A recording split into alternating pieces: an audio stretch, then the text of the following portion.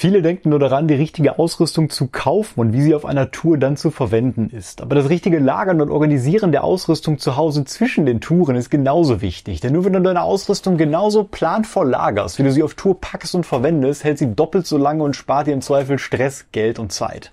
Es gibt aber leider sehr viele Dinge, die man dabei falsch machen kann, die auch ehrlich gesagt nicht auf den ersten Blick wirklich intuitiv sind und die wenigsten wissen. Und auch mir sind durch falsches Lagern in der Vergangenheit auf jeden Fall schon einige Sachen kaputt gegangen, weswegen ich dann auch mal speziell mit diesem Thema beschäftigt habe. Das Wichtigste ist zunächst natürlich, seinen Rucksack sofort auszupacken, wenn man von der Tour nach Hause kommt. Und das hat sehr viele Gründe. Einerseits hat man darin viele Dinge, die nur temporär komprimiert werden sollten, wie Isolationsjacken oder Schlafsäcke zum Beispiel. Dann wollen wir sicherstellen, dass bei allen Produkten, egal ob Ausrüstung oder Kleidung, die Feuchtigkeit komplett entfernt wird. Also nur trockene Ausrüstung soll natürlich dann auch teilweise luftdicht verstaut werden, sodass da ja keine Stockflecken oder Schimmel entstehen. Ich habe da so eine Gear-Quarantäne, einen speziellen Aufbewahrungsort, wo ich im Prinzip erstmal alles hinlege und mindestens 24 Stunden erstmal da lasse, sodass es trocknen kann. Im Zweifel laufen auch manchmal noch ein paar Insekten oder sowas raus, habe ich auch schon gehabt. Und dann kann ich wirklich mit einem besseren Gewissen natürlich die Sachen dann auch verstauen. Sowas wie Kochutensilien, Töpfe, Besteck auch sofort raus, einmal waschen, teilweise geht das in eine Spülmaschine.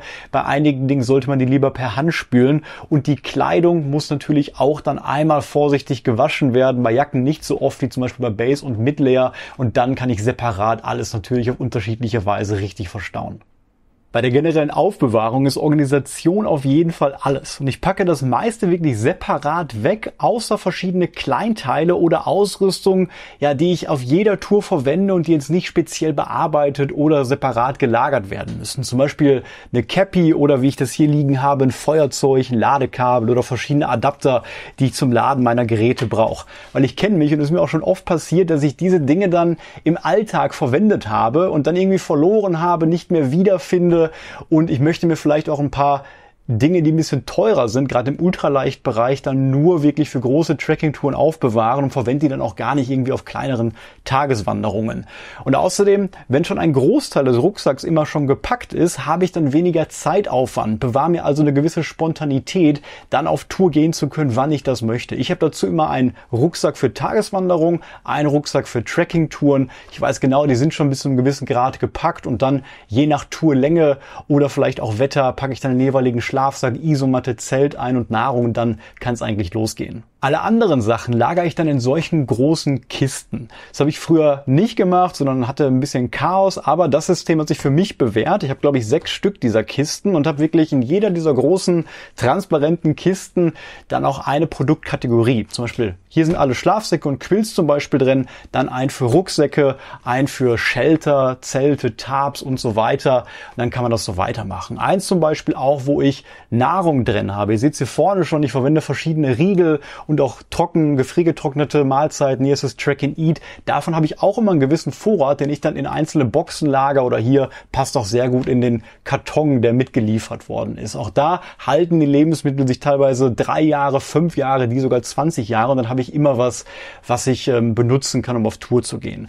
Das sorgt natürlich auch für einen Staubschutz und dass ich das alles ordentlich getrennt habe und mir dann aussuchen kann, welchen Schlafsack nehme ich jetzt mit, welches Zelt nehme ich jetzt mit.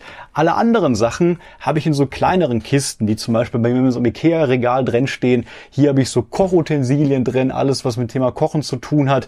Und eine Kiste, die hat glaube ich jeder, da sind alle möglichen Kleinteile drin, in die ich da einfach mal reinschaue, wenn ich was Spezielles irgendwie suche. Als Tipp noch, wenn ihr solche großen Kisten verwendet und dann zum Beispiel in den Keller stellt, auf den Dachboden stellt, dann gibt es einen ganz guten Trick, wie man vielleicht noch die letzte Feuchtigkeit daraus kitzeln kann, und zwar Mittel zur Feuchtigkeitsaufnahme dabei legen. Das kennt ihr vielleicht aus manchen Elektronikprodukten, da hat man so kleine Silikatbeutel dabei. Man kann sich fertige Silikatgel kaufen oder Silikat-Katzenstreu, das wäre auch mein Tipp, und dann einen Netzbeutel einfach packen, kann man auch mehrmals wirklich verwenden, dann einfach hier reinpacken, und falls man doch dann irgendwie nach 24 Stunden die Sachen nicht 100% richtig getrocknet hatte, hat man da auf jeden Fall auch ein geringeres Risiko, dass da was schimmelt oder generell kaputt geht.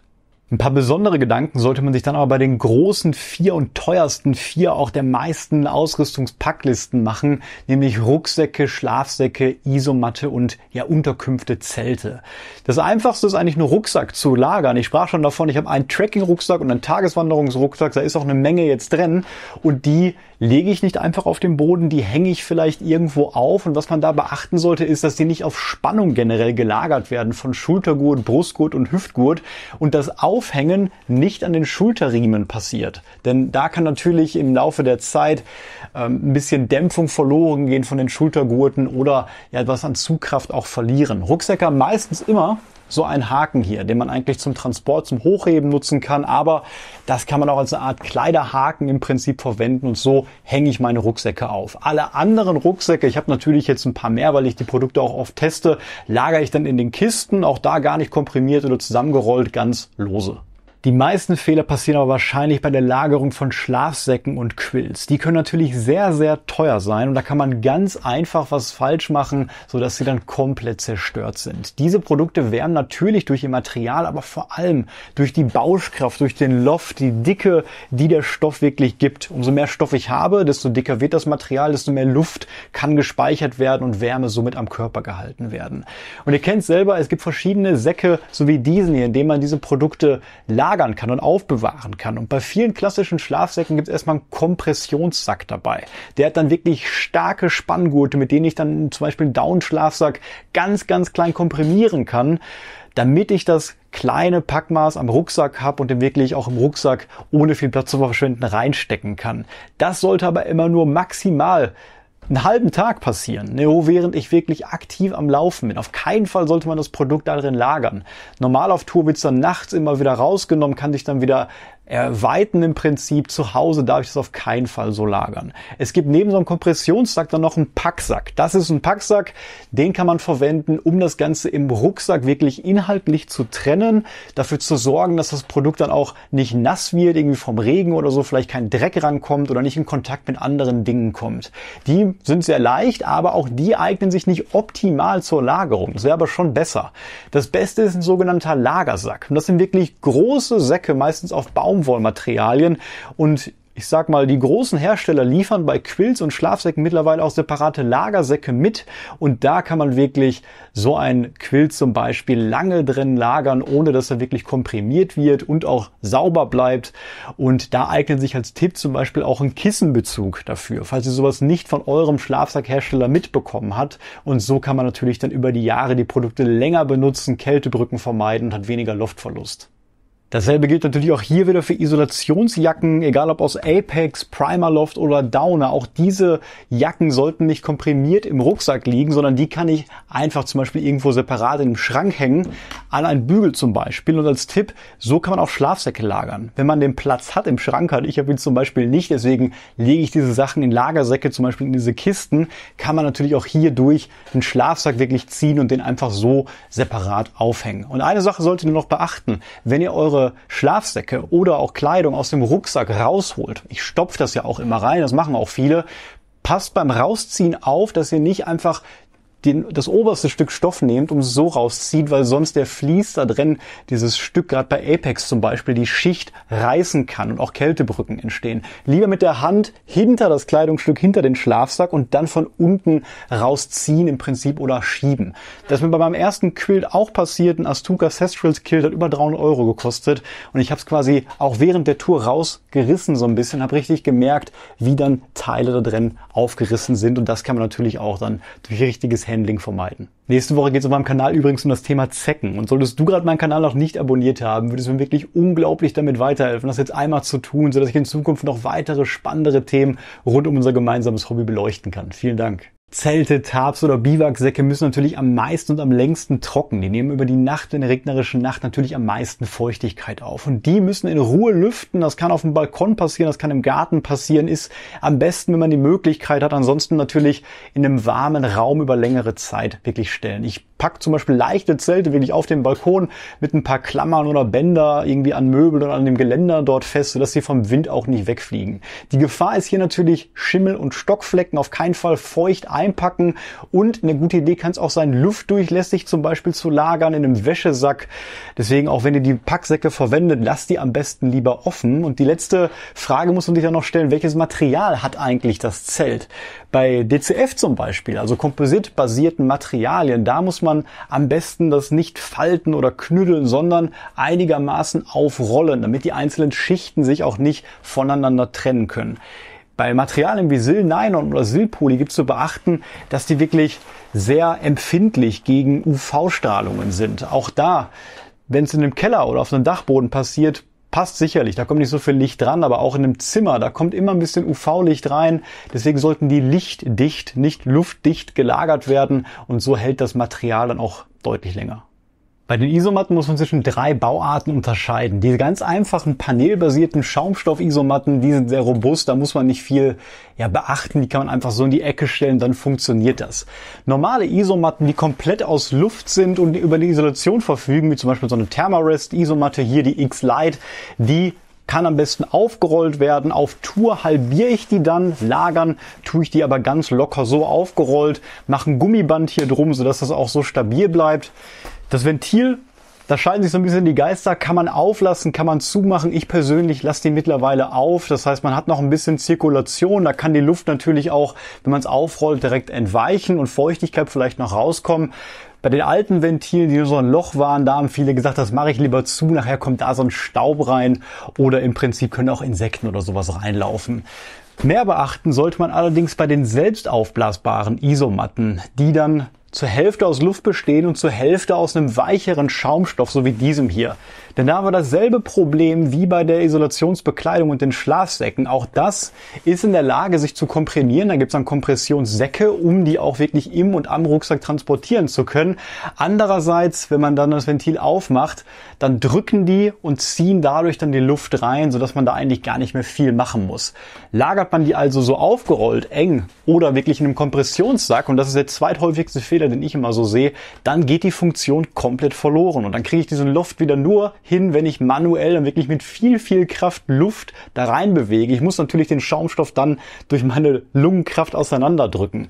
Und das geht echt schnell. Lage ich das 3 Monate so, dann ist eigentlich diese Funktion schon mal hin. Besser ist es da, das Ganze aufzumachen und einfach sich entfalten zu lassen. Das kann auch dann der Kompressionssack sein. Hier war es jetzt so ein Riemen, und dann schiebe ich das einfach zum Beispiel unter mein Bett, oder ich stelle es wirklich hochkant in meinen Schrank rein oder hinter eine Tür, wer den Platz dafür hat. Aber dadurch bleibt es immer wirklich ausgedehnt, die Spannung bleibt erhalten, und nur wenn ich dann auf Tour gehe, rolle ich es zusammen und packe es dann in meinen Sack rein, und so habe ich dann lange noch Spaß an dieser Funktion.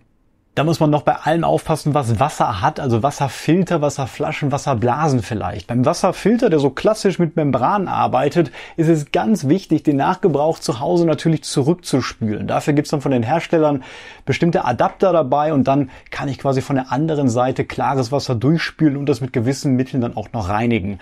Mir war das mit der Zeit immer gerade für kurze Touren immer ein bisschen zu viel Aufwand, da war ich teilweise auch zu faul für, verwende mittlerweile eher dann bei kurzen Touren Mikropul-Tabletten, die man zur Desinfektion dann auch so benutzen kann, geht auch in Kombination mit dem Wasserfilter, und ich kann die Tabletten sogar benutzen, um zu Hause den Filter dann danach zu reinigen. Ansonsten benutzen viele noch gerne Wasserblasen, und das ist immer ein Thema, die müssen natürlich hygienisch sein auf Dauer, da will ich raus trinken, und die sind nicht ganz einfach zu reinigen, weil die auch nur eine kleine Öffnung haben. Und der beste Trick ist natürlich, das hier erstmal aufzumachen. Ich stülpe das immer über eine Flasche wirklich von oben drüber und lagere das dann so ein bisschen erstmal auf einer Heizung zum Beispiel, sodass die Luft von unten auch reingehen kann und das Ganze trocknet.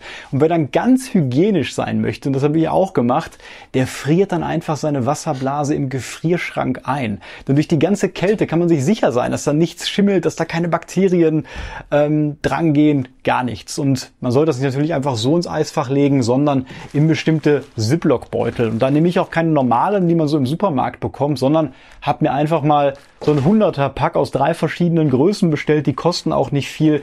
Die kann man auf Touren natürlich für ganz andere Dinge auch noch verwenden. Die wiegen fast nichts und da packt man dann in so einem großen seine Wasserblase rein, packt die in den Gefrierschrank und kurz bevor man die Tour macht, muss man das Ganze natürlich auftauen, aber dann hat man wirklich ein sehr hygienisches Produkt. Bei elektronischer Ausrüstung, die über Akkus verfügen, sollte man unbedingt noch beachten, die nicht komplett vollgeladen oder auch nicht komplett leer geladen wirklich längerfristig zu lagern. Wenn ich also von der Tour nach Hause komme, meine Powerbank hat gar keinen Saft mehr, nicht direkt wegpacken über längere Zeit, sondern erst kurz aufladen. Und am besten auch nicht komplett voll, denn das schont dann auf jeden Fall die Langlebigkeit des Akkus ganz, ganz deutlich.